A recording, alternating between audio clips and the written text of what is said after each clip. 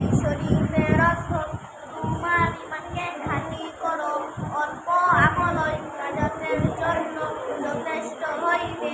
2 নম্বর হাদিস শরীফ, খায়রুকুম মান তাআল্লামাল কুরআনা ওয়া আল্লামা।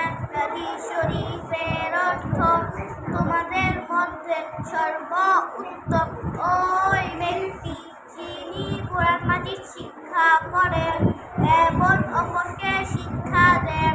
3 নম্বর হাদিস শরীফ, তলাবুল ইলমি ফারিদাতুন আলা কুল্লি মুসলিম। হাদিস শরীফের অর্থ তিনি ইলম তলব করা প্রত্যেক মুসলমানের উপর ফরজ। 4 নম্বর হাদিস শরীফ, আত-তুহুরু শাতরুল ঈমান। হাদিস শরীফের অর্থ পবিত্রতা ঈমানের অঙ্গ। 5 নম্বর হাদিস শরীফ, মিফতাহুল জান্নাতিস সালাত। হাদিস শরীফের অর্থ নামাজ বেহেশতের চাবি। 6 নম্বর হাদিস শরীফ, আউয়ালু মা ইউহাসাবু বিহিল আবদু ইয়াউমাল কিয়ামাতিস সালাত।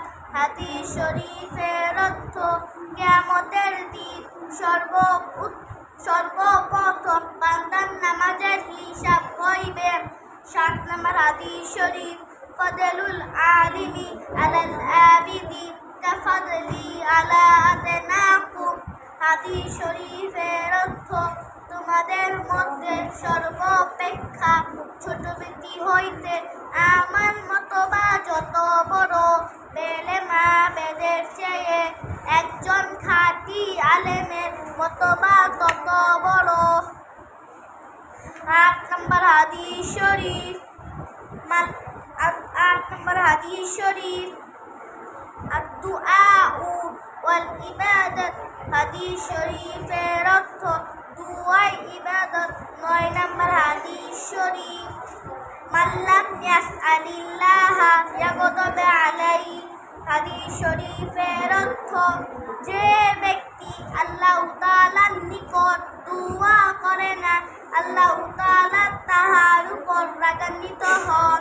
10 নম্বর হাদিস শরীফ, লা ইয়ারহামুল্লাহু মান লা ইয়ারহামুন নাস। হাদিস শরীফের অর্থ আল্লাহ তাআলা ওই ব্যক্তির উপর রহম করে না যে মানুষের উপর রহম করে না।